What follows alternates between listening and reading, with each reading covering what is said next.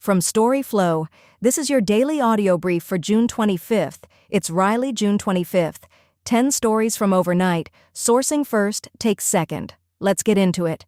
First, from Raw America, Trump panics as GOP Senators threaten to tank his agenda. Good morning, I'm Thom Hartmann. Senate Republicans are siding with Majority Leader John Thune over Trump as the president demands senators blow up the rules to pass his agenda. The LA Times billionaire owner is falling months behind on payments to contractors and vendors, raising serious questions about the 144-year-old paper's potential IPO down the road. Pete Hegseth just did a quiet 180 on his flu vaccine requirement reversal after an outbreak at a Texas Air Force base sickened more than 200 recruits and killed one.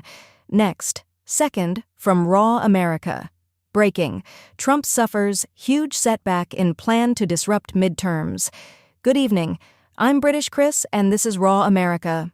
A federal appeals court just shut down one of Trump's most brazen attempts to disrupt the midterms. New details are emerging about how the billionaire Ellison family's $45 million in secret donations to Trump-aligned groups helped grease the wheels for their media empire. A Democratic senator is demanding Trump reimburse taxpayers from his own pocket for the Lincoln Memorial reflecting pool debacle. Up next, third, from Dayano Baydala. Joy Reid. The Lego memes are more credible than CNN. Joy Reid always brings the fire. And she did just that in our conversation on Tuesday that began by focusing on corporate media failing us and how independent media is rising to fill that void. Joy noted that corporate media has become so untrustworthy that she now gets her news from Lego memes. As Joy joked, "I promise you the Legos are my new CNN." She added, "Legos have never steered me wrong." In reality, there have been articles about how people learned more from the Lego memes about the Iran war than from U.S. media or Trump regime. And then, fourth, from Nick Anderson, Tulsi Gabbard. For years, Americans were told that the greatest threat to national security was an unelected deep state secretly pulling the strings of government. Then came reports that the nation's top intelligence official may have spent much of her political career receiving guidance that allegedly originated from a reclusive spiritual guru whose followers regard him as an enlightened authority. Apparently, the deep state was fine. Next, fifth, from The Argument. Are forecasters sleeping on Democrats?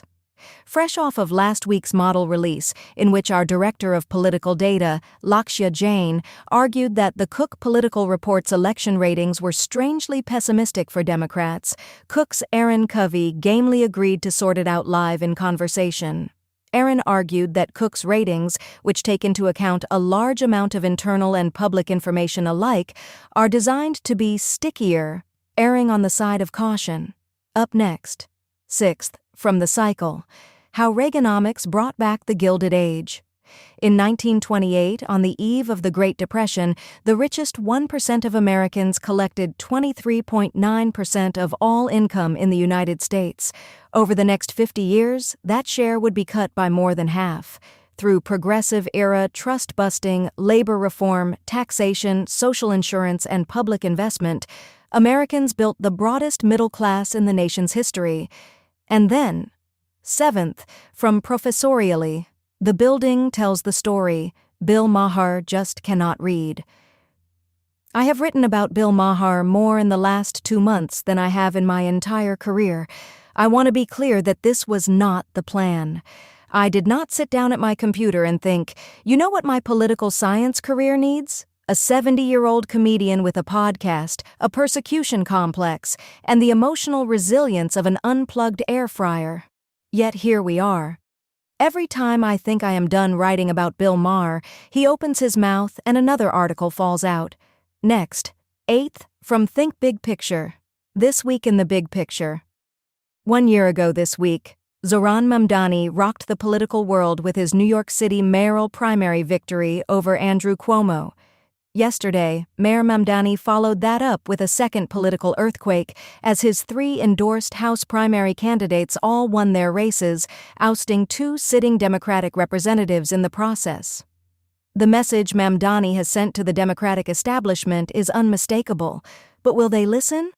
In the wake of Mamdani's remarkable winning streak last night, both the left and the right are spinning the results to advance their preferred narratives. Up next.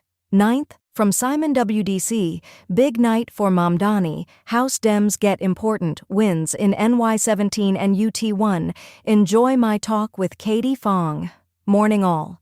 I did a comprehensive overview of the elections last night and the midterms more broadly in a live talk with Katie Fong over at The Contrarian this morning.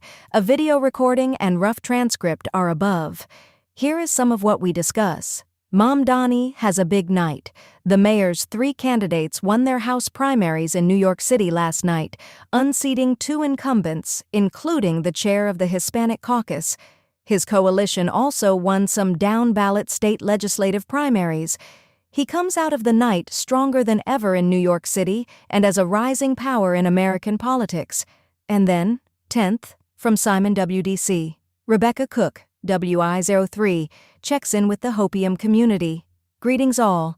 Sending along one of my favorite candidate conversations of the cycle so far, one we just completed with Rebecca Cook, who's running in the 3rd District of Wisconsin. One of the things I've learned in my many years in the game is that good candidates, those who win, get stronger, better, and more confident as the cycle goes on. They grow and get bigger and more powerful as politicians and orators. As you will see in our conversation, Rebecca Cook has become one of those candidates who grow and become more powerful as the race goes on. That's the day. Back at the desk tomorrow. What to watch is in your subscribe link.